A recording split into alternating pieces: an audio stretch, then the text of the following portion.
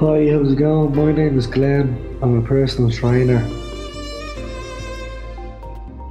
and a life coach, you could say.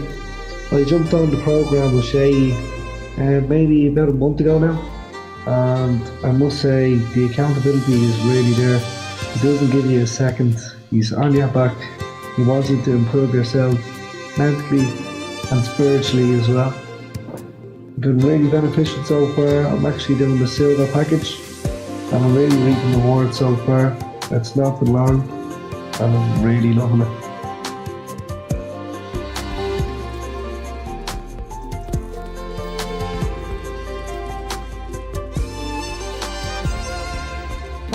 Definitely, if you're on the fence, I definitely recommend it. Just go for it. Just go for it and give it your all.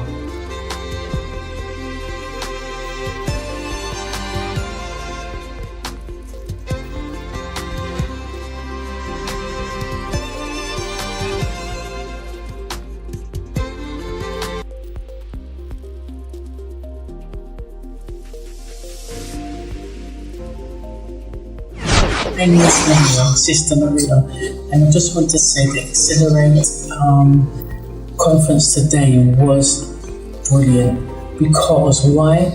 It was very diverse. We had diverse speakers with different experiences. A lot of the information was transferable, was practical, very sound speakers who it's not just theory, but you can see that it's from experience, it's from what they've done, it's from what they've succeeded in doing. So what they're giving you is life experiences. And actually a few of the speakers I am going to ask them for coaching for my daughters because they were that good and I'm willing to pay the money.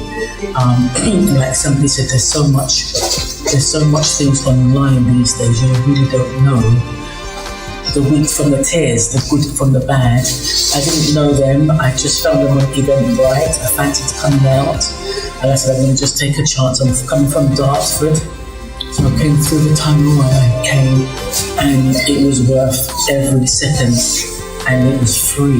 I can't believe it, to be honest. It was worth all my efforts, and I'm just hoping that actually I may come to Dublin because it was that great, and I've always wanted to go to Dublin to drink some Guinness, so you may see me there. God bless you.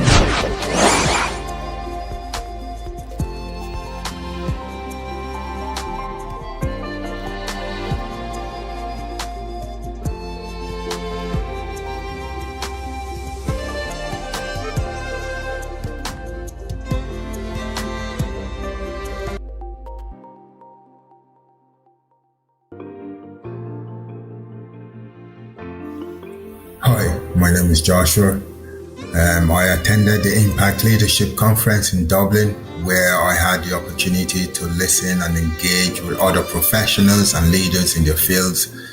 I was very much inspired by the success stories of every speaker at the conference, and from there, I was really motivated in achieving my personal goals and growth in my career.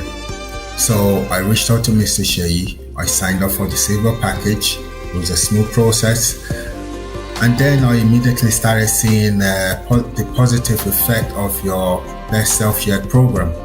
And the program itself is very hands-on. I mean, the online platform contains valuable information you won't really find anywhere else. The one-on-one coaching with Mr. Shea is so in-depth. For example, he was giving me tips on how to set achievable short-term and long-term goals. There are various elements or ingredients to the program that I can't really disclose. You just have to find out yourself. But it'd be very beneficial for individuals that either in different sectors, in different industries, because I was quite amazed by the areas of expertise and the amount of knowledge Mr. Shea has. So far, I'm really enjoying this journey with Mr. Shea, his mentorship and his coaching, and overall the program itself. Although there's still a long way for me to go in the program, but I believe I'm on the right track in achieving my personal goals and growth in my career, and most importantly, maintaining a healthy personal life.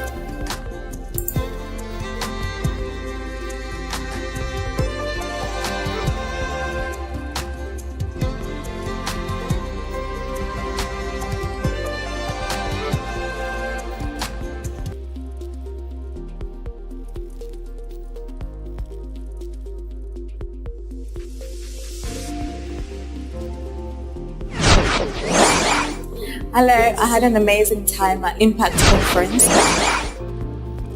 I wasn't really sure what to expect because my friend invited me, but I learned a lot about selling, about my personal brand, about tech, and like women empowerment and diversity, and hopefully I'll be able to apply it in my day-to-day life and in my career. Thank you.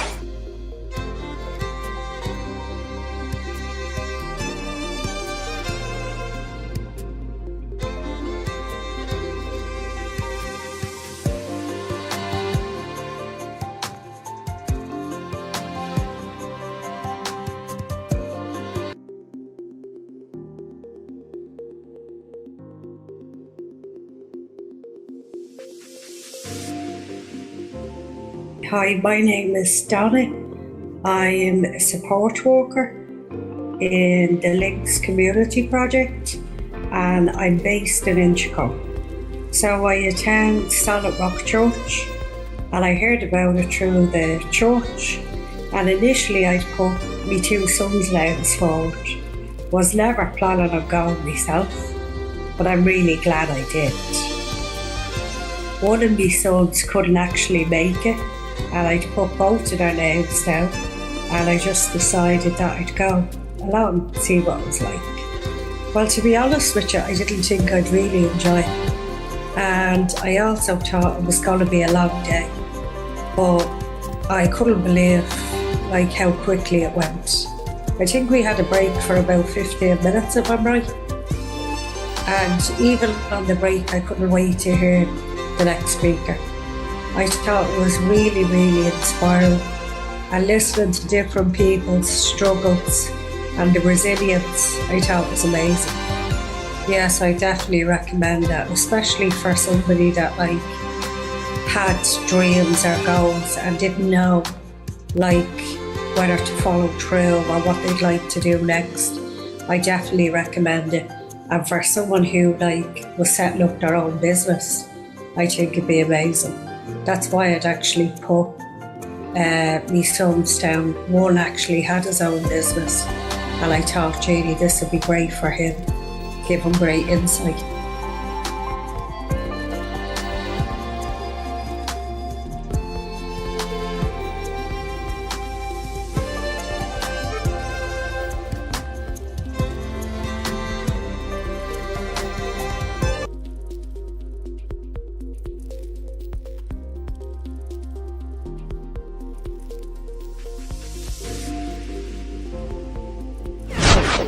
Thank you very much.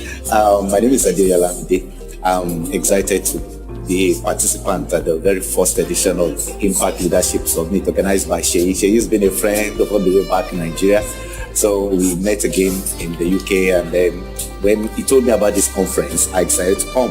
Why? Because I saw the long list of some of my admired mentors on the list, and I decided that, okay, let me just take our time to be here. But surely it was mind-blowing.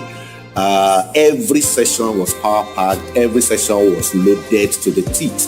It delivered more than... In fact, the conference is priceless. That's just the conclusion. We're blown away by session after session after session. Dupe, wow. Mohammed, fantastic. Fiona, beautiful story. You need to listen to these guys, and then if there's a premium price on this, I think you should rush out there and pay for it. Sheyi, once again, thank you so much for this privilege to attend this conference. We look forward to attending more and more. Thank you.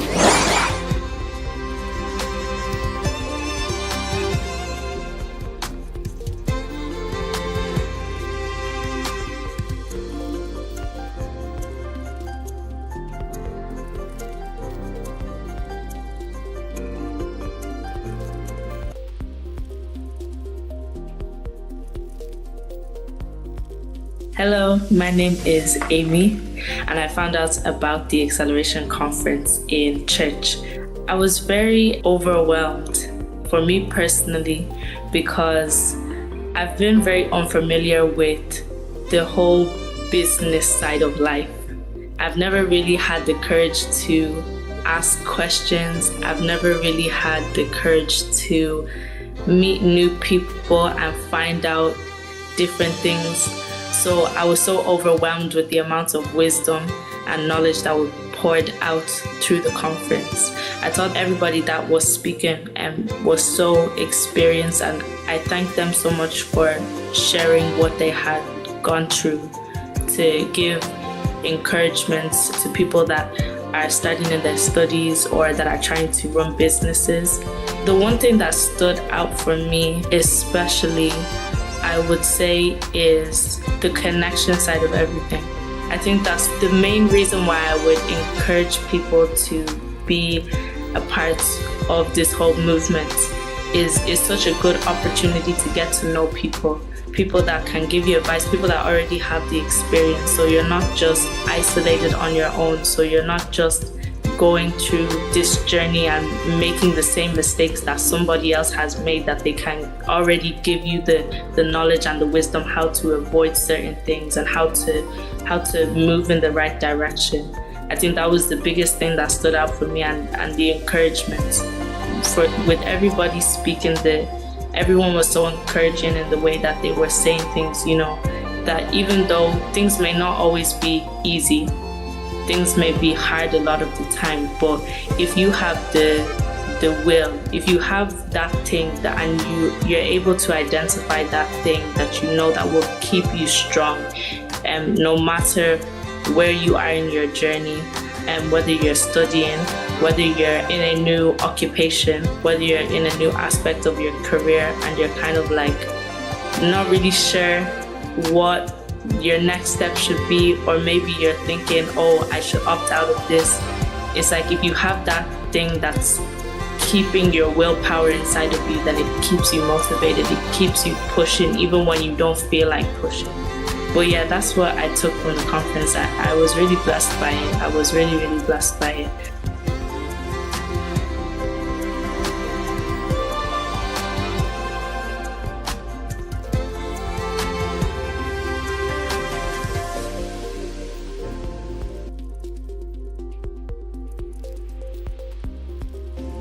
My name's Ashaya Bristol. I'm based in Dublin, and I attended the leadership conference. I think it was about a month or two ago. I found it really inspiring. There was a really good selection of leaders, female black leaders, which I thought was the most interesting, in really powerful positions, who told their stories and really connected with the audience. I really enjoyed it. It really encouraged me to take a step forward in terms of running my own business and moving forward with my career. And I would highly recommend at least going along, seeing what it's all about, listening and networking with other people, and just having that time for yourself.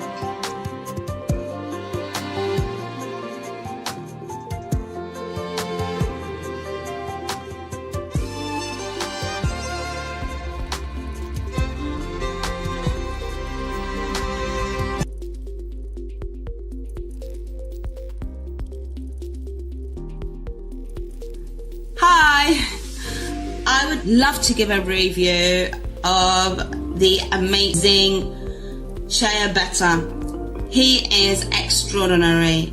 He has helped me to reach profitable growth in my business and took my business to another higher level. Working with him, he gave me so much clarity, and I truly appreciate what he has done for me. He gave me the key to bring my business to a higher level so that I could reach out to my clients and reach that profitable growth in my business. His energy and his true opening heart, he's amazing. And I just want to say thank you so much for all that you have done for me. And I highly recommend anyone who is looking to reach out so that they could connect with their clients and literally become that best version of themselves so that they can connect with their clients and bring out that best version of themselves, because he is extraordinary. And I just want to say thank you so much for all that you have done for me and my business. And if anybody is looking for a coach to bring their business to a higher level so that they can make that impact and reach out to their clients and reach profitable growth, I highly recommend you to work with him. He is extraordinary. So thank you very much, Shaya Bata, and namaste.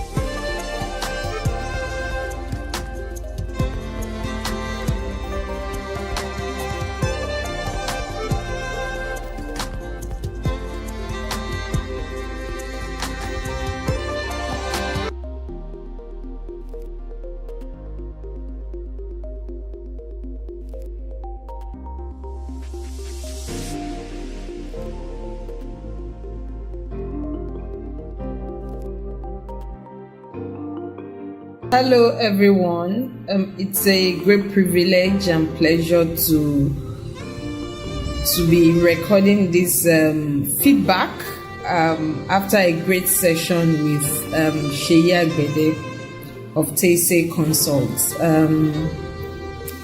I had this session after enjoying the Impact Leadership Conference. It was indeed impactful, insightful, and it opened up my views and my sights to a whole lot of things around my life. I then had this one-on-one session with Sheyi Agbede himself, and I must say that at the end of it all, I could summarize to say indeed, having to speak puts life into a lot of things that we think. And so I would recommend that everyone interested enjoy these sorts of sessions, as they help you to put flesh and life to all of those plans, purposes that we have for ourselves even as we go along in life. It's very important for us to think these purposes, but what is more critical is to bring them to life. If we think them, if we dream them, and we don't execute them, then we don't get blessed and we don't get to bless our world. The session was interesting, it was enlightening, and wisdom comes across all as we desire it. And just as I said earlier, I would recommend that everyone interested enjoys these sorts of sessions. It will help you a lot. It would also cause you to think through, and as you pen down and speak, you begin to take action towards a more enviable future. Thank you, and I wish Sheyi Agbede and the team greater success, even as they impact on lives. And I would always continue to participate in their sessions as much as I can. Once again, thank you, God bless you, and all the best.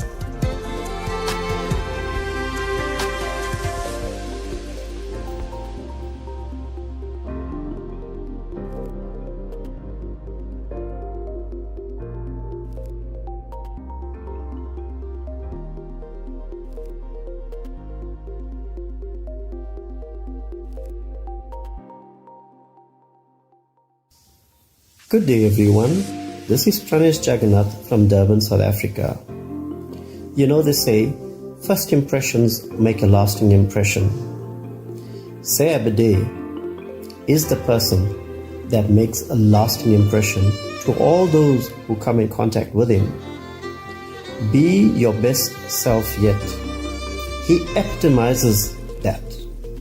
If one is looking at leadership, where else can you draw such compassion, such eagerness from a gentleman who's unselfish, focused, and ready to share? Sir, I really commend you on the remarkable job that you do. Either as an author, or as a convener, or as a leadership trainer, a coach, you seem to have it all, sir. You are an example of what the youth should be like. You are a proud son of the African soil, and my association with you is nothing but highly commendable. Keep up the good work. Looking forward to learning a lot from you. Age does not matter. Thank you.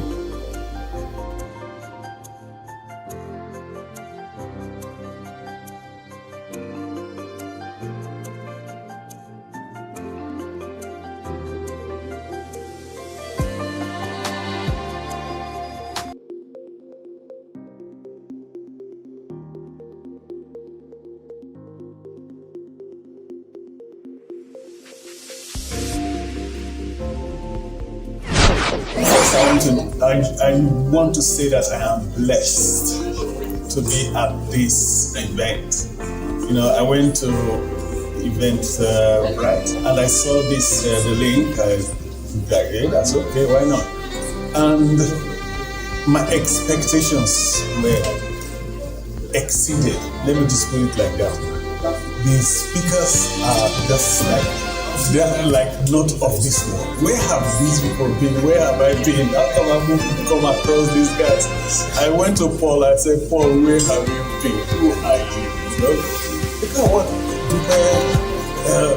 Magdalene and the speakers, they were just awesome. And I'd like to attend again. It's just I might not be able to go to Dublin for the next one, but definitely see online. And there's so many groups I would like to join. I like to know more. I like to know more about these speakers and get to really connect with them. And where I have to take on their consulting, why not? So I think that my business is now going to take a bold, new dramatic turnaround. In Jesus' name, amen.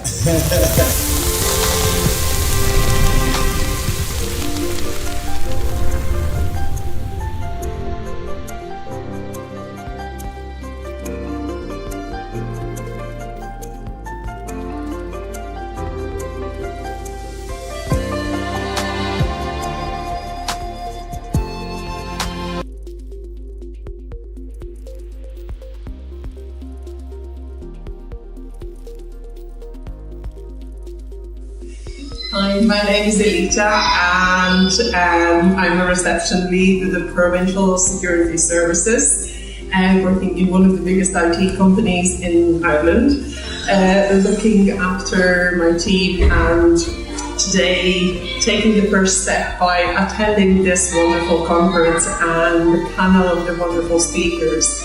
So inspirational. Has given me the tools that I will be able to use in my progression within my career in the future. The wonderful Dr. Evan Joseph was such an inspirational speaker. I could listen to her all day, and not just that, but it's just something that you can take away, the key takeaways, and use it for your professional growth. And this is just the first step. So I will definitely be looking for future conferences for leadership, and we're joining the people that I have met, and creating my, expanding my network on LinkedIn and other social media. And I just want to say thank you so much for organizing something so wonderful. Thank you.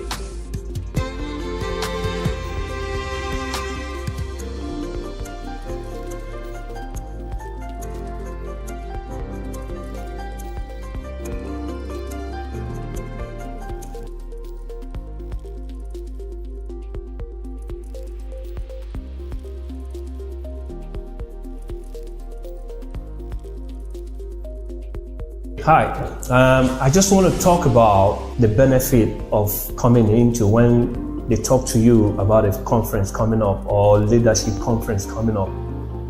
A lot of time, I don't really turn up to those things.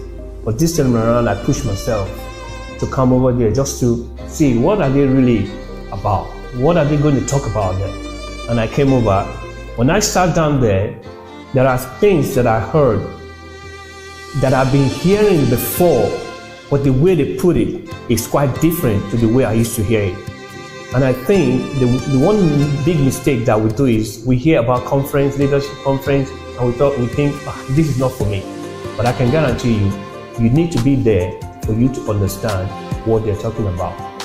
This leadership thing, even though it was free, I've already made up my mind that the next one, I'm paying for it for myself. I need to gain more information. I believe so much information is power.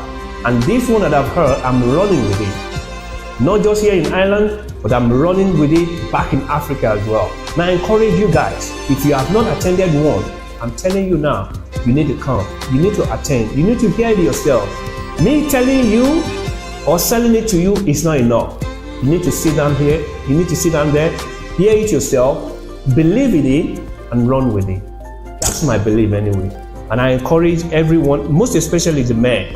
I encourage the women as well, because we don't really have a lot of women in, so many business or leadership conferences.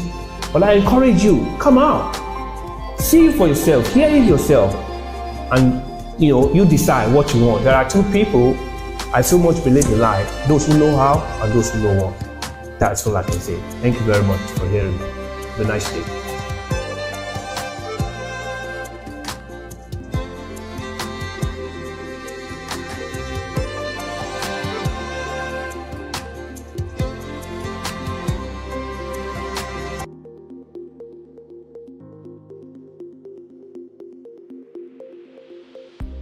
Hi there, I'm Rabia Mirza. I am the CEO of Leadership and HR Solutions, and I attended the Impact Leadership Conference recently, and it was a fascinating conference on a Saturday. So the content was very interesting for me to go and spend a full day. It was very exciting with a variety of topics, all related to leadership and the impact that has in organizations and communities, and I guess individuals. Yeah, so I was very intrigued by the variety of topics covered and the styles of all the different speakers, as well as the content. There was conversation about general leadership, general life skills, diversity and inclusion, finances. So there was quite a lot of variety, and it was really good to see that. My biggest takeaways from the day, I guess, were around diversity and inclusion from that day, because I think a lot of the speakers spoke about that. So understanding the statistics that are out there around it were new to me. So it was a good learning. And I brought my 13-year-old niece with me as well for a little while, because she has leadership skills since the age of 2. So as her auntie, I thought this would be a good area for her to kind of expose to, was involved and engaged as well. So that was another thing that I noticed, that there was quite a variety of age groups in there, ranging from probably 5 and then all the way to people in their 60s. Yeah. So yeah, it was a really good event, and there's more events that are lined up in Glasgow later this year, and then a few conferences again next year in Ireland and the UK. I'd highly recommend that you attend one of those events to support leadership growth and impact in organizations, in individuals, and I guess communities. It's very important for people to really believe in themselves, even though that might not be the norm, like coming down from generations of, I guess, generational experiences, let's just put it that way. So, but there's a lot of learning at these events, so I'd highly recommend it.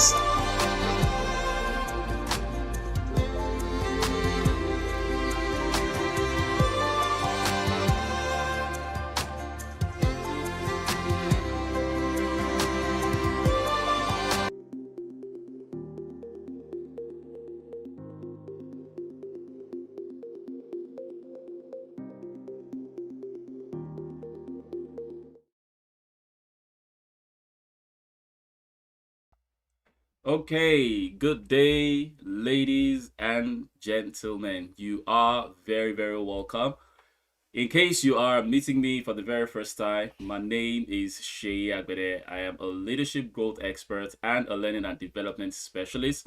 I help individuals and organizations to accelerate growth and become better versions of themselves through training and coaching interventions. And this is one of the interventions it is that we run. Right now, I'm reaching you from Dublin, Ireland, where it is that I am based, and we're going to be having another wonderful, wonderful time tonight. With me tonight, I have a very, very wonderful and special guest that's going to be sharing from his heart and his wealth of experience with us. So if you are joining us right now, we are streaming on multiple platforms. So we are presently on YouTube, we're streaming on LinkedIn as well, and we're also streaming on Facebook. So whatever platform it is that you're joining us from, we are glad that you're joining us. We would appreciate if you could also drop in the comments where it is that you're joining us from. Let us connect with you. Now, in the course of the conversation, we would encourage you to be a participant in the conversation, right? You may not be able to speak with us, but we can see your messages. So wherever it is that you're joining this from, just drop your messages. I'll try as much as possible to take all the messages messages that we have and get them to our guest speaker for today. So that's basically how today is going to run. Today we'll be talking about leading beyond boundaries, a pathway to excellence or a path to excellence. That's exactly what it is that we will be talking about today, and it promises to be an amazing, amazing session. Now, just before we go ahead as well, just want to remind you, just in case you have been any part of this planet and you haven't heard, the Impact Leadership Conference, the next edition of the Impact Leadership Conference is holding very, very soon. Now, as usual, is a hybrid event. The next edition is holding in the city of Glasgow. So Glasgow, we are coming straight to you. We've been in London this year, we've been in Dublin this year, and the next location is in Glasgow in Scotland. So on the 4th of November, I know a lot of people have been booking their seats already. As usual, it's a hybrid event, so it's either you get your in-person ticket or a virtual ticket, and it is absolutely complimentary. What that means is you are not making any payment for that. Now, don't take that for granted. It is not cheap, it is only free. Okay, now it is not cheap because it costs a lot to host this kinds of events, to bring all of these people together. It costs a lot, but we are doing it for you absolutely free. We're giving it to you at no cost at all. All that is required from you is investment of your time and resources to be a part of that conference. So that's what we're going to be doing today. All right, so just so I know a lot of us are eager to get the conversation going, I am also eager to get the conversation going. Before I bring up our guest speaker for today, just so you have an idea of who it is that we're speaking to today, I will be playing his video profile very quickly, and right after his video profile, you'll be hearing the voice of our guest speaker for today. So ladies and gentlemen, I will see you right after this. Bye-bye for now. Gbenga Samuel is a certified John Maxwell trainer and leadership coach, specializing in empowering emerging leaders. He's the country coordinator for the John Maxwell Leadership Foundation, EQUIP, in Nigeria, and the founder of Teens Impact, dedicated to mentoring teenagers. With over 15 years of youth work experience and numerous authored books for young people, Gbenga conducts impactful programs like Boy Code and Girl Code. He teaches leadership in schools using the John Maxwell I Choose curriculum. As an active member of the TED community, he organizes TED events and serves as a teen mentor at the Elevation Church. Gbenga holds degrees from Obafemi Awolowo University and Lagos Business School, is a certified associate of Project Management, CAPM, and a member of Project Management International, PMI. Within the Meadow Hall Group, he's a senior project manager, overseeing project management and expansion plans. Gbenga is married to Gbenga Samuel, with 2 sons, and his dedication to leadership and youth development sets him apart. With a rousing ovation, ladies and gentlemen, make welcome Gbenga Samuel. All right, ladies and gentlemen, I have with me Mr. Gbenga Samuel. It is nice to have you join us, just so the people can hear you, and just be sure we can hear you loud and clear. Please say hello to the people out there.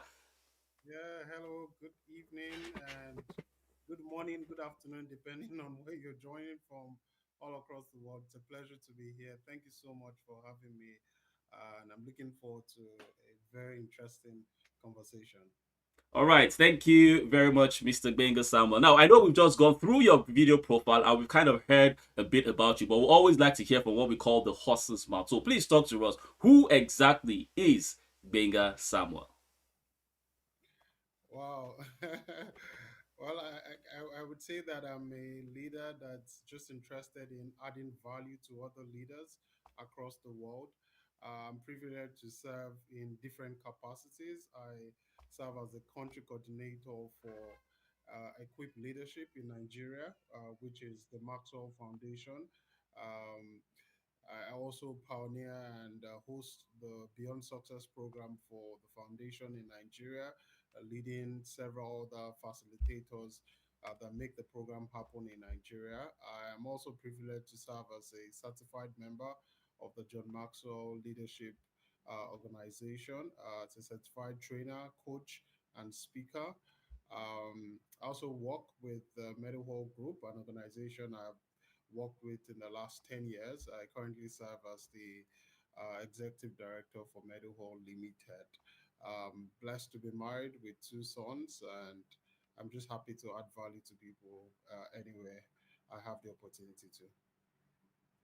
Thank you very much. Like you rightly mentioned, you've been in Meadowhall for about 10 years. And for those that know as well, I also was in Meadowhall for a couple of years as well. For 8 years, I was in Meadowhall before I had to relocate for family reasons. And that's where I met Mr. Gbenga Samuel from. All right, so please, can you talk to us? Can you share your personal journey and what inspired you? Because you know you're a leadership coach today, and like you said, you work with the John Maxwell team and all of that. So what inspired you on this journey, and what has the journey been like for you so far? Yeah, very interesting. I would say that, or I would like to track back to my days in secondary school. So I attended a school called Babington Macaulay Junior Seminary, which is a school owned by the Anglican Diocese in Nigeria. And I happened to be part of the first set of that school. So I was a senior for my first year in school, or my second year in school, when other students came in. And then appointed as a prefect right from what we refer to as year eight up to my final year in school. And for me, when I think about my leadership journey, I go back to secondary school because I do believe that as a young leader, maybe about 11 years at that time, having to take on a leadership responsibility. I was a chapel prefect, so I was responsible for organizing Sunday evening services for the students. I would draw a program for the main service on Sunday.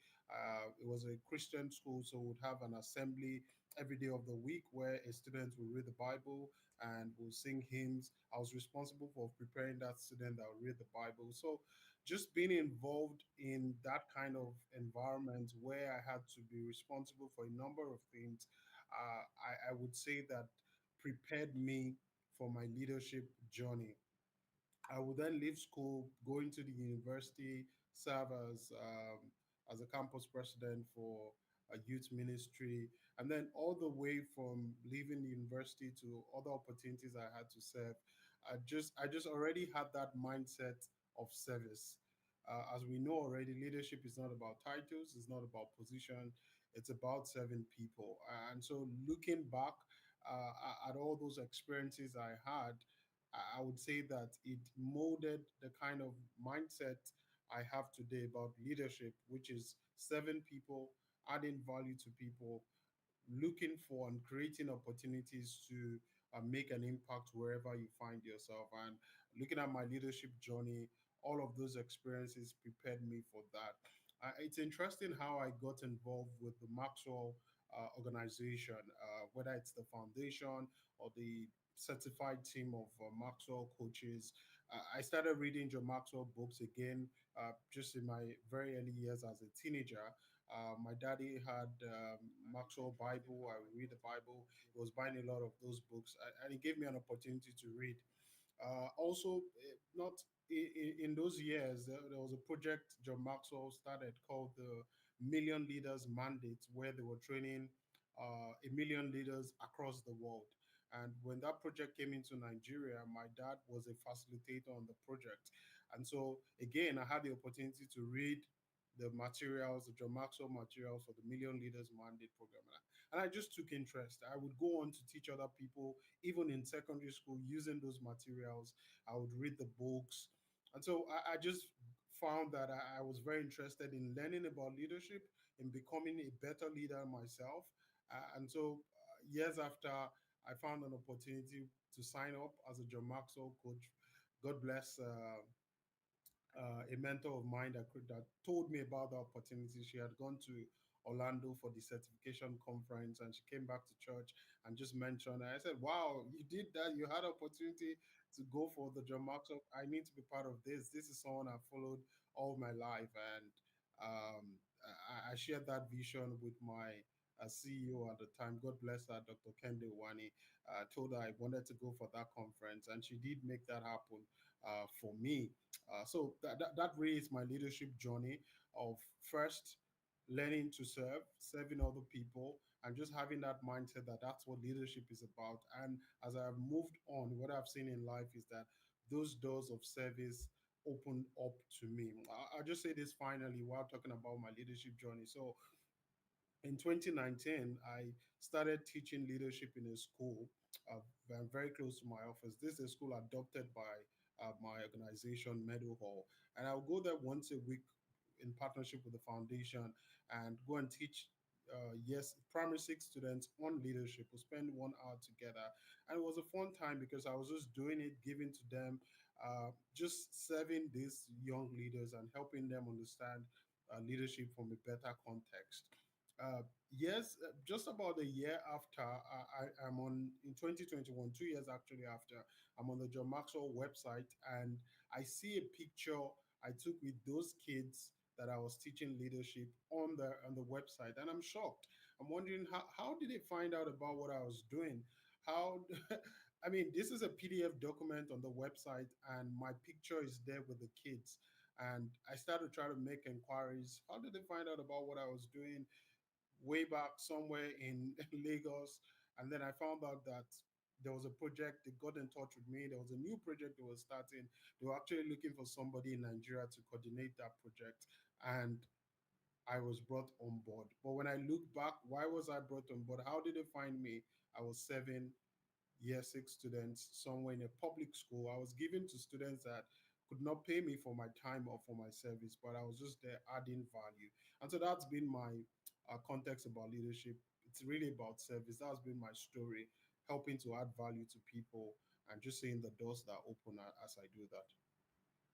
Oh wow. I mean, if we decided to close this webinar and go home, yeah, I think you have given us enough value already. And that's some very key things you've talked about there. You've given us your journey about leadership, but how you even got into what it is that you're doing right now. While you were serving in a little place where you could not even get paid for what you were doing, you're just doing it out of your heart. You were serving children in quotes. I mean, you have six children, they're probably 11, 12 years old. So they were not paying you, they couldn't afford to pay you for the services, but you were doing it. Meanwhile, someone somewhere was noticing this thing that you were doing, and that was what opened doors for you. I hope someone has picked a lesson from that. That's some very, very valuable tips that you have there. Thank you very much. So you've worked with different capacities of people in different climes of the world, right? In your own experience, how can leaders effectively break down the boundaries and the constraints to achieve excellence in their leadership role? Because everything rises and falls on leadership, as John Maxwell would always say. So how can leaders effectively break down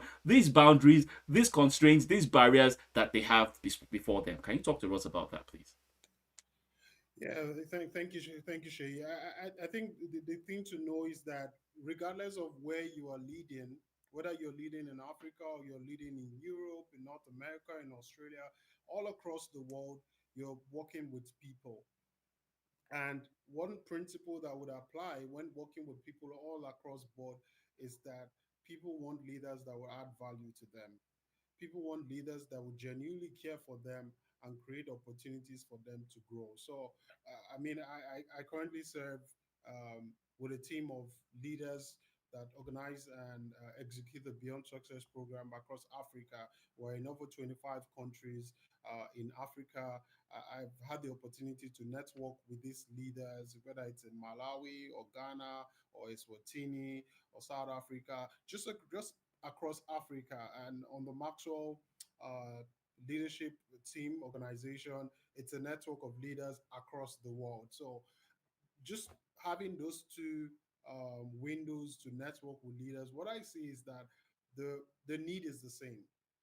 The need is the same. The need for quality leaders across the world is the same, regardless of color, regardless of your ethnic background. The need is still the same. We all want leaders that care for us. We want leaders that want to add value to us. We want leaders that believe in us, and we want leaders that will create opportunities for us to grow. So, if you're listening to this conversation tonight and you're thinking to yourself, how can I lead beyond boundaries? The key thing to note is that it's the same across the world. The need is the same.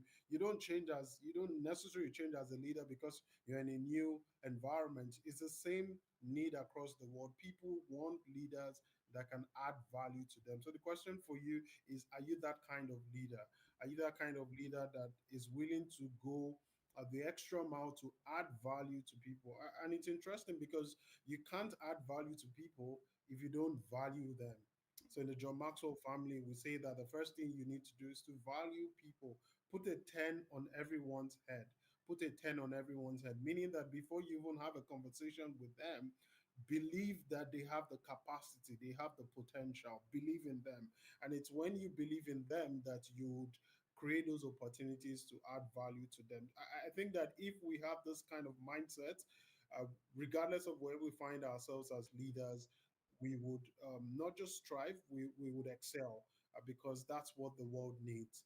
The world needs leaders that genuinely value people and add value to them.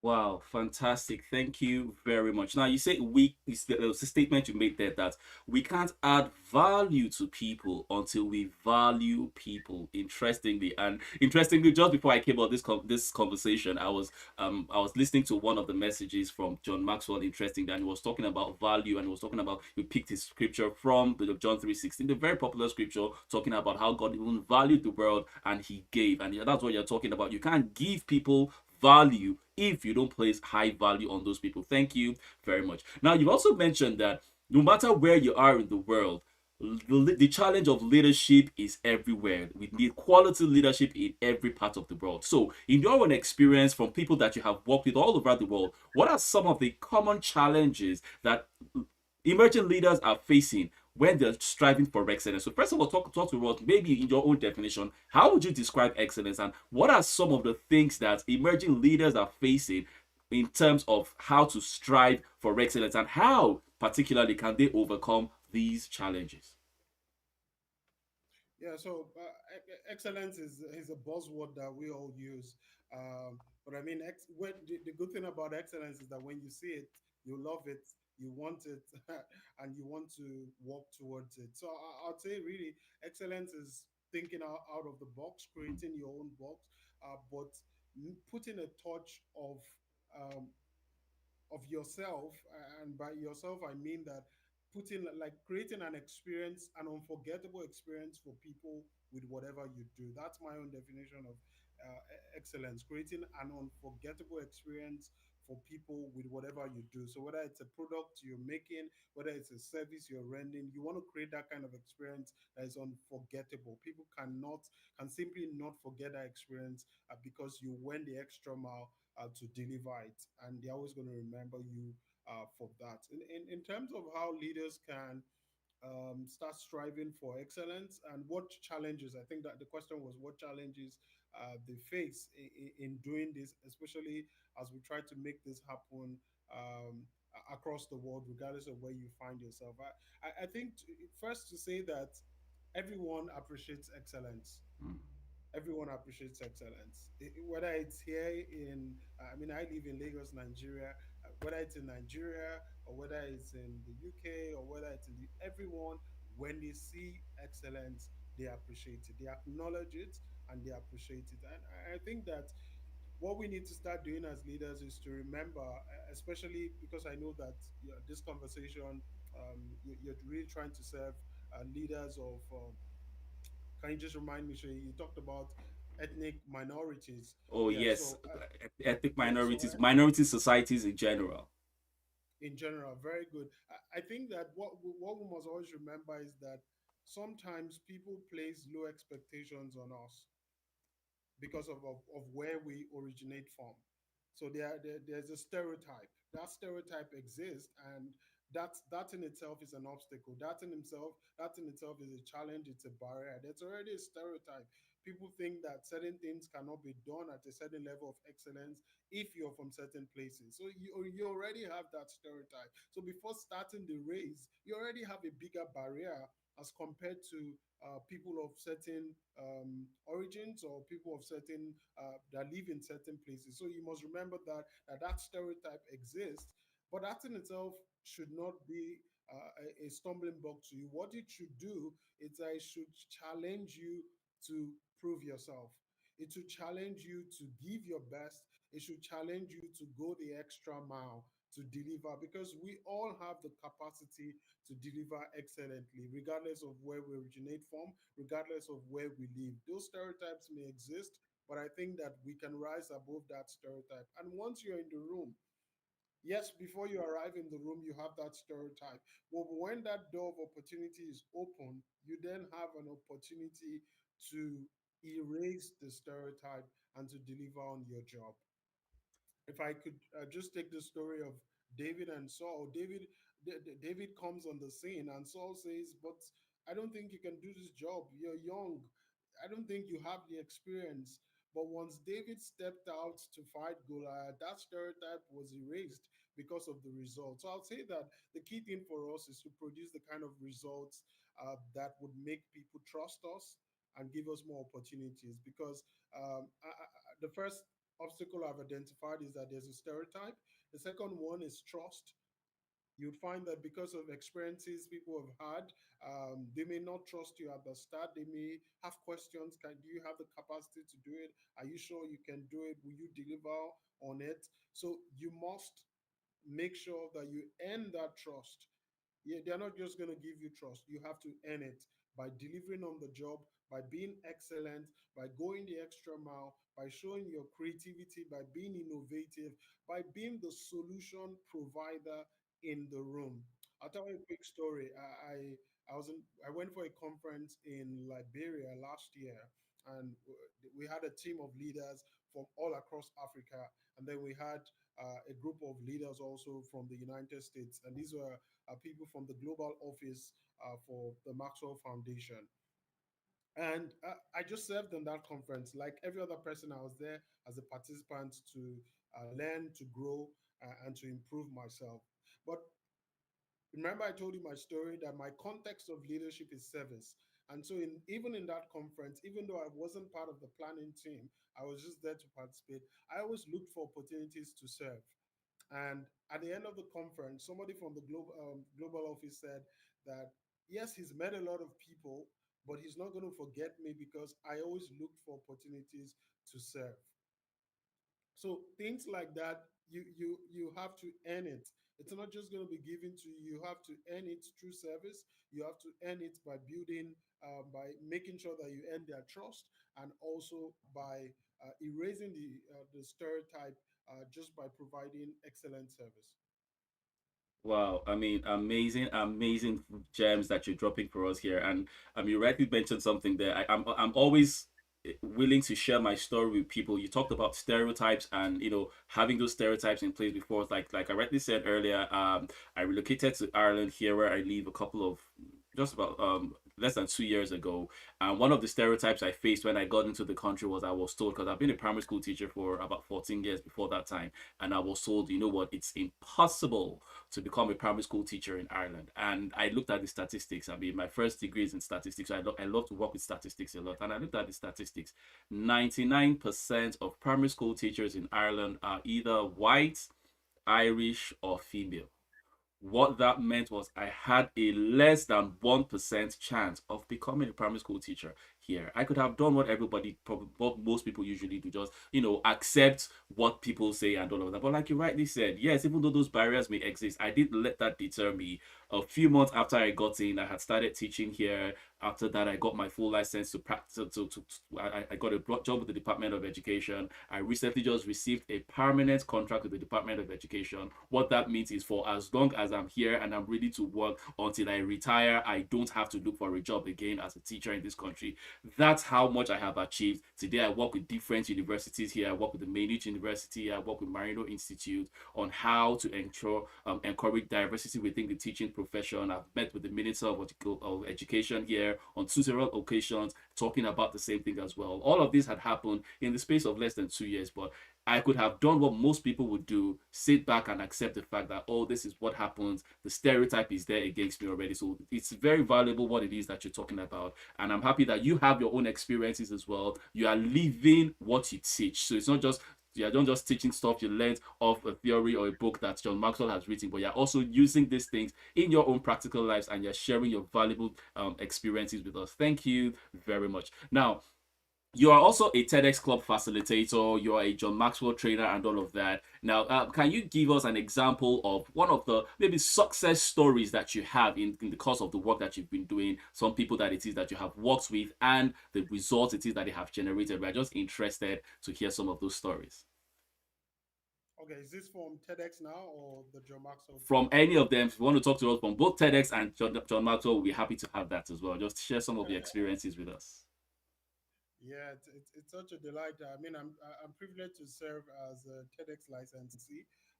What that means is that I'm licensed to organize TEDx events. Currently, am the licensee for TEDx Youth at Meadow Hall, Lekki, which is a TEDx event for Meadow Hall. We've had three TEDx events. I'm also the co-organizer for TEDx at Lagos Preparatory and Secondary School. I'm happy to do that. And for TEDx, really, what it is that we're giving young people the opportunity to share their big ideas. So it's just great to give a child an opportunity to develop their first TED talk. And you know how you're in the education sector, you know how important student voice is. So these are students that come up with their own ideas. Sometimes they're talking about global issues, and they have a platform with TED. That over 35 million subscribers for on TED's YouTube channel. And so what happens is that after that presentation, their talk would be uploaded on that same YouTube channel, which gives them a great platform. And that's something they can always refer to for life. In fact, when I go into our TED Club classes, what I like to do is I type in the name of a student that has given a TED talk in one of our sessions. And once I type that name on YouTube, the TED Talk pops up. And I tell the students that talk is going to be there for life. It's something the students can always refer to when they're making college applications to say, this is what I did. I was able to give my TED Talk. So for me, that's a great joy, the opportunity to help these students develop their talks. We have preparatory sessions to help them in thinking through what it is they want to talk about, what's that idea that is worth listening to. The journey is so interesting because when they come in, they're afraid, they're not sure, they have a lot of thoughts. Sometimes they tell me, I don't think I can stand on stage. I don't think I'm going to remember this talk because when they make their TED talks on stage, they don't refer to any scripts. They are not looking at the prompter. They are giving their talk off without any script or prompter. So sometimes they say, well, I don't think I can do it. I'm going to freeze on stage. And just that journey of seeing them move from I can't do it to I've done it. It's such a joy for me because at the end of the day, the kids are able to make great presentations. And these are children not just from the school where I work. These are students from different schools coming together to make this happen. So for me, the success story there is just giving the students the opportunity to share their big ideas. And 2 years ago, in fact, I had two students from our own TED community that was picked. So across the world, they picked five talks that stood out in 2020 COVID year. And one of my students that spoke about how she tried to adapt to learning during the COVID crisis, her talk was actually picked. And That was a big one for our own TED community. In terms of what I do with John Maxwell, I work with the John Maxwell organization in two capacities. First, I'm a certified coach, so I organize trainings, events. The other part of it is that I work with a foundation where we do some form of leadership training for young people through a program called I Lead. I think that one excites me more. I don't know, but I'm just tuned towards impact projects. It excites me more because in May I was in Rwanda to observe the implementation of the I Lead program in Rwanda. And currently, over 35,000 school students in Rwanda are going through that program. And now Wow. we are implementing that program in Nigeria, and I'm leading that project. And we're going to see in the next 5 years, the aim is for 1 million students in Nigeria to participate in that leadership program. And this is dear to me because sometimes in 2012, I had a vision that, and this is something I just wrote down on my notepad, that school students would learn about leadership in schools. So to see this happen um, about 10 or how many years after is a great joy to me. We now have a partnership with Lagos State, and we're piloting in Education District 6. 10 schools, 6 schools in District 6 would participate in the program, 4 private schools. So we're starting with 1,000 school children this session, but the dream is 1 million. So we're moving from 1,000 to 1 million, completely free at no cost to them. They would all have a booklet, the I Choose booklet, and go through the 16 values in the leadership program. So I think for me that is what really brings me great joy to see the kind of transformation that can happen, because I believe that if people embrace the right values, that will dovetail into them becoming better individuals, better leaders, and ultimately that will help bring the kind of change we want to see in our society. Wow, these are amazing, amazing things that you're talking about here. So you talked about the case in Rwanda where about 35,000 children are benefiting from this program that you're running around. And you're also talking about implementing the same program in Nigeria. Presently, you're working with about 1,000, but the aim is to reach 1 million. So the thing is, once we get the leadership capacity right at that level, the challenges that we're having in the bigger world out there will be largely solved, which is an amazing, amazing thing that you're doing for us. Thank you very much. For those that are joining us, I understand that we may be having some technical challenges with the YouTube, and it may not be getting a very smooth stream on there. We apologize for that. For LinkedIn and YouTube and Facebook seems to be going on fine. Just those on YouTube seems to be having that challenge. But in case you're having that challenge, just refresh, and I'm sure you'll be okay with that. All right. So now, what are I think that many emerging leaders, right, struggle with balancing personal and professional growth. Okay.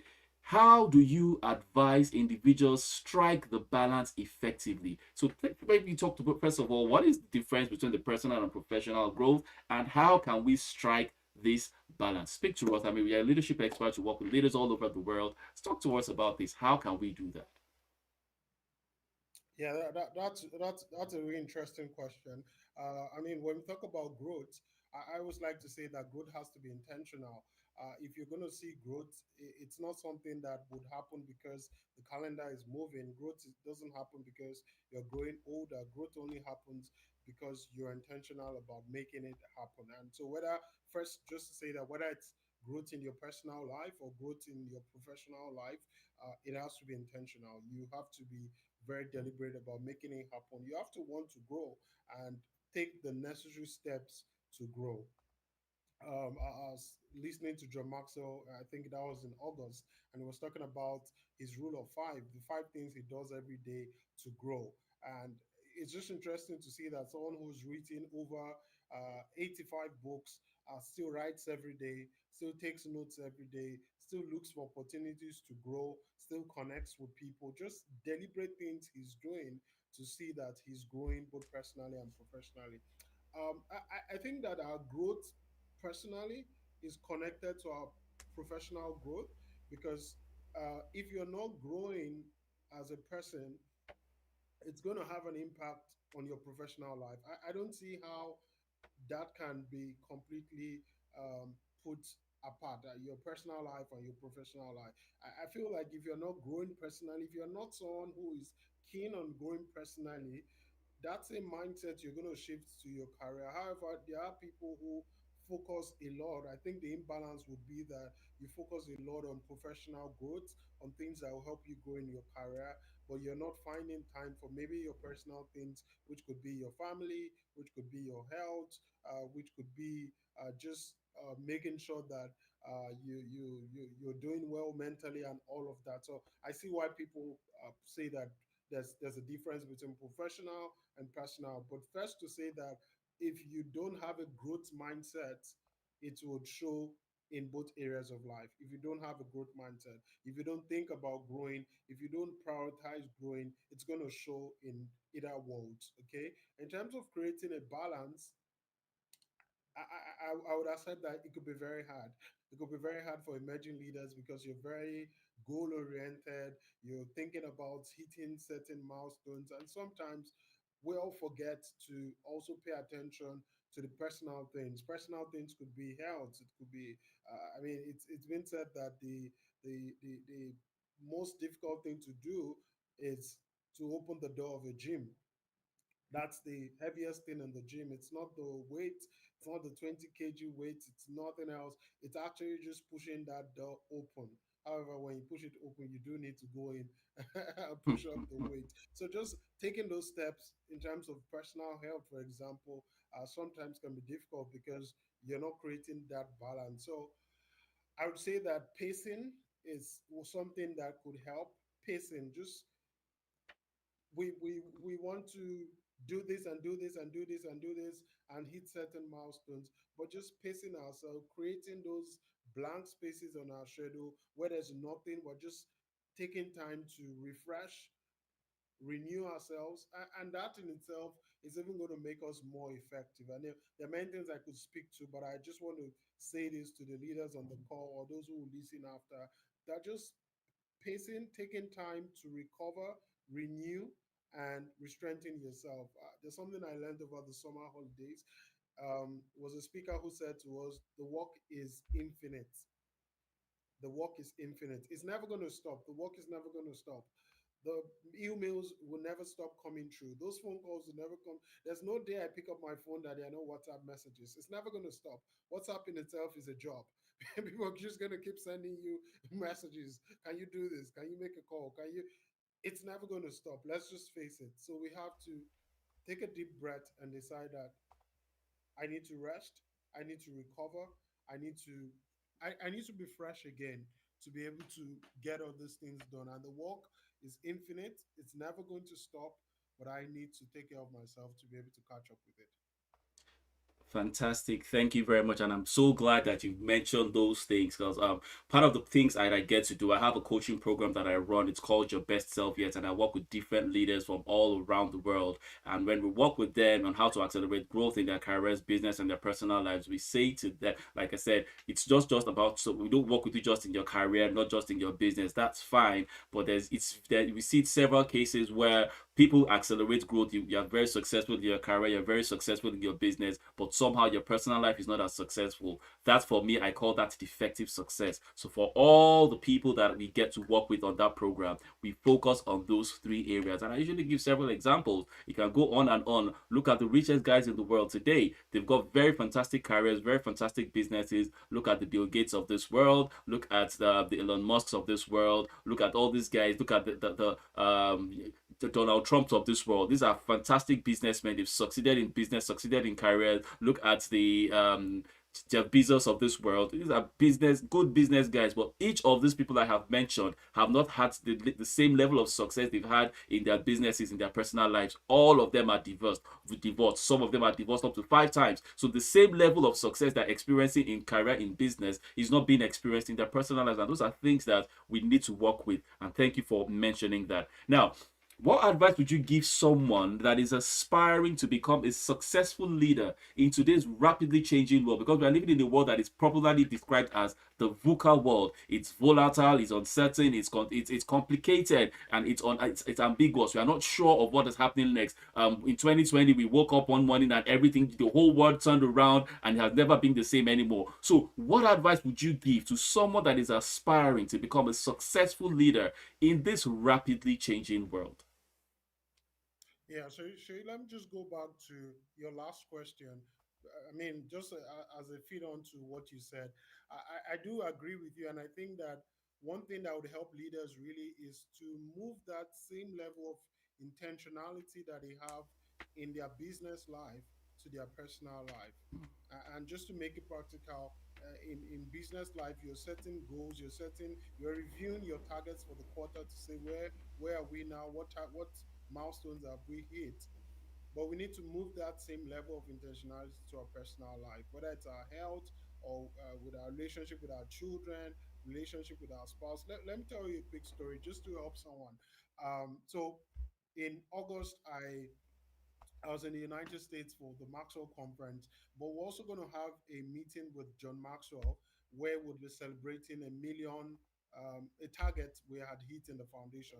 We had been able to hit a million targets concerning a particular project. It was going to be a closed meeting with John Maxwell and some of the key leaders, and I really wanted to be there. It was scheduled for August 29th. It was away from the other things I had to do in the US. I was going to have to stay back for it. So I already made all my plans and I wanted to be there. I mean, think about it. I was going to be. I've been with John Maxwell before. We've taken pictures, but I've not been in a room, a closed room, where we're talking about the project in which I was involved. So that would have been a great opportunity to showcase myself, to have that interaction. But you see, I also knew that if I went for that meeting, my vacation with my family would be affected. I would not be there with my family for the vacation. I would lose out of about 2 weeks. And then when they go to the parks, I would not be there. And I had to make a decision. I thought to myself, how would I travel with my kids and not have those memories with them? Mm. I would be somewhere else, which is a great place to be, but I would have lost out of that time. And it was a very difficult decision to make, but I turned down the opportunity to have that meeting with John Maxwell, and I chose to be with my family. And it was a decision that I kept thinking to myself, is this smart? Have I made the right decision? But I was having a conversation with someone, and she said to me, it's now is the time to choose your kids so that when you are older, they will choose you. They'll Mm. choose to spend time to. Now is the time to choose them. I'm not going to forget. It was during a break. I was just having a conversation, and she said that to me. Now is the time to, and she just helped me to affirm that I made the right decision. That now is the time to choose them. And someone else said to me, create memories with your kids, because that's what they are going to remember years after. So it's so important what you said to just create that balance and be intentional, not hoping that those moments will come, but create those moments where you're also succeeding personally. Yeah, sorry I took you back, but I just thought to put some I more mean, it's information. very important. I mean, thank you very much for, I mean, hitting the nail on the head a bit further, just in case someone did not hear it properly. It's very good, and you've shared your own. Once again, you've shared your own personal experience. A very difficult decision for you, but you had to choose your kids over that opportunity. And like, I mean, several other opportunities would come. Like they always say, when you're on your deathbed, you will not be. The only things you would remember are those times you spent that you should have spent with your family and all of that. So always get to choose. I mean, no one will look at you and say you're not serious with your job and all of that, or you're not serious with the things that have been committed into your hand. But the thing is, at certain times you have to make certain decisions, and that was one of the times that you made that decision. And I totally agree with you. It was one of the best decisions you could have made. Thank you. Now I've forgotten the next question. All right, so I was asking about how emerging leaders, what advice would you In a give virtual in world. in a change in a rapidly changing world, especially this world, the VUCA world, and all of that? What advice would you give? Yeah, yeah. Thank you. Thank you. And I think that leaders in this age and time should be excited. First, I think you should be excited because it's changing. I mean, the environment that we live in today, the context in which we live in today is a changing context, but it also provides opportunities for us. So we should be excited. It's a changing world. There are more problems, and so you should be excited because why do we need leaders? We need leaders because we need solution providers. So this world needs us. We now have a job. We now have an opportunity. Not only do we have a job, we now operate on a global context. Whatever you're doing, if you thought that you were just operating in a local context, what COVID has done for you is that it has woken you up to realize that whatever you're doing, you can scale in a way that you're making impact across the world. It has opened us up to know that the world is our market, as it were. The world is where we need to be. And another thing that has happened is that in the world that we live in now, collaboration is the new competition. Collaboration is the new competition. There's yes, you there are many opportunities now to collaborate, to network, to work with other people, to take what you're doing from a local context and to work with people that can help you bring it on the world stage. Yes, so obviously there are new challenges, there are more challenges, but I want to say that there are even more opportunities for emerging leaders today. Leaders that want to add value to other people, leaders that want to create more social impact, leaders that want to collaborate with other people that are doing great things across the world. Those opportunities are just diverse right now. And I think that that's what we should focus on. Rather than focusing on what those challenges are at the moment, which of course exist because of a very volatile and changing context. But I think what it brings to us is that we can't afford to remain static. We must keep growing. We must keep upskilling. We must keep thinking about what's the next thing we can do. Um, Years ago, I heard the story of the newspaper boy. The newspaper boy was doing very well because he would stay at the junction and every day he would sell newspapers for people going to work. They'll buy papers from him. But he never went to school. He never tried to upskill. What would happen years after is that the internet came and now people could read the newspaper online rather than buying it from him, and gradually he became redundant. I think the big lesson for us in a VUCA world is that we must be ready for change. We must be ready for change. Remember the book Who Moved My Cheese? That cheese will be moved several times. There will be no cheese again.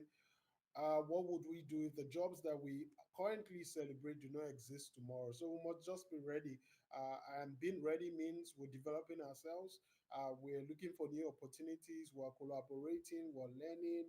We're not static. We're just ready to move. We're ready to move. And the way to think about it is that that job that you have right now, what happens if you get there on Monday and that job doesn't exist because technology has taken over the job? Would you be ready for that kind of change? I think it's just been ready for the change that we live in right now. Wow, fantastic, fantastic. Thank you very, very much. We know we are enjoying this conversation, but we need to gradually bring this to a close. Just before we go ahead, just like to acknowledge some of the people that are joining us from different parts of the world. I know on Facebook, Mr. Buchi Emmanuel is joining all the way from the UAE. Mr. Buchi, if you can hear you, thank you very much for joining. If you can hear me, rather, a very good friend of mine. He's all in the way in the UAE. On YouTube, we have a lot of people that are joining us as well. Tammy Davies is joining us on YouTube. Emmanuel Akpan, Olawumi Binovia. We have a number of people there as well. Thank you very much. And for those people joining us on LinkedIn as well, thank you. Now, just as we're wrapping this up, what are your final words to the leaders that are out there listening to this conversation, or for those that are going to see the replay on this? What final words would you give to them? Yeah, first I would say that you don't need a position to start leading where you are. Positional leadership is the lowest level of leadership, even though it's the most celebrated form of leadership across the world. But you need to remember that you don't need a position to start leading and to start making a difference. A position is an added advantage, but even before that position comes, you can start leading, because what leadership really is that you're helping to make a difference, you're solving a problem, and you're creating opportunities for other people. So that's very important. Another thing I would like to say for to emerging leaders is visibility. Create visibility with whatever you're doing. Uh, yes, you're making an impact. Yes, you're adding value, but make sure you're creating some form of visibility with what you're doing. You're in an organization, you've been there for many years, but maybe you're not experiencing growth. It's not really that you're not doing a great job, but maybe nobody knows that you're doing a great job. So make sure as you're doing a great job, you're creating visibility for yourself. And that could come because you're volunteering on projects, you're getting involved with what others are doing, you are thinking about solutions for that organization, and that way you start to create some form of visibility with what you do. I would also want to say that you must commit to personal growth, personal and professional growth. You must keep growing and you must keep learning. I think it was Abraham Lincoln that said, whether you are 18 or you're 80, the moment you stop learning, you're actually dead. So you must keep growing, you must keep learning, you must keep growing, you must keep learning, keep improving yourself. Um, how strong is your growth game? I want to challenge you that your growth game needs to be very strong. If we see you 6 months from now, would you still be the same, or would you have added value to yourself? Finally, I would say that look for opportunities to volunteer, look for opportunities to be part of whatever great thing is happening around you. Don't stick your head in the sand, thinking that whatever you're doing is the best that is happening across the world. Collaborate with other people, volunteer on projects, and be part of what other people are doing. Remember, collaboration is the new competition. Thank you very, very much. Collaboration is the new competition. In fact, I like to call it co-opetition. We are not competing against each other, we are competing together. Thank you very much. Now, just in case people want to connect with you, people want to, find out more about what you do, or maybe even get your services in one way or the other, what's the best place for them to reach you? Yeah, I think the best place will be on IG at Gbenga Speaks, and you would see whatever I'm doing, upcoming projects, yeah, on that particular page. So you can drop me a direct message. I'll be happy to connect with you on IG. I'm also on LinkedIn, but I think it's faster for you to reach me on IG. Yes, at Gbenga Speaks. All right. Thank you very much, Mr. Gbenga Samuel. It's been such an awesome time. You have dropped so many valuable gems for us. Even myself, I'm going to have to go over this video now. For everybody that is joining us, or even those that are going to join afterwards, I mean, a lot of valuable gems have been dropped here. So we thank you. We know you're a very, very busy person. You have a lot of things on your hands, but you've taken time out of a very busy, tight schedule to be with us on this webinar today. So we totally appreciate it for all the value that you have given. So on behalf of myself and everybody that is joining this call today, we say thank you very, very much. Thank you so much. It's been my pleasure. I've had a great time. I wish we can just go on and on having this conversation. Thank you for having me. All right, thank you very, very much. And for those that are on this call right now, like I mentioned at the beginning as well, we'll be having more conversations like this. And also, excuse me, the Impact Leadership Conference, the next edition of the Impact Leadership Conference, is holding in the city of Glasgow. So for those in Glasgow, we are coming straight for you. It's holding on the 4th of November in the city of Glasgow. All you have to do to be a part of that is to register for that. Someone should be dropping a link for you, or you can just DM me if you'd like to register for that conference. It's a hybrid conference as well, so just in case you can't make it in person to Glasgow to be a part of that conference, you can join the conference virtually as well. And it's not just like you're going to be watching on YouTube and all of that. You can join via Zoom, where you have the opportunity to speak to even the speakers and vice versa. So that's going to be happening in the month of November. And if you would like to you want me to work with you one-on-one, excuse me, I seem to be going over a cough now. If you'd like me to work with you one-on-one, there's a coaching program that I run as well. It's called Your Best Self Yet. If you can DM me about that to get more details, or one of the team members should be dropping a link for you in the comment section, so that you can communicate with us on that. Until then, remember, like I always say, there's greatness inside of you, and the world is waiting for you to birth and manifest your greatness. Go out there and be profitable.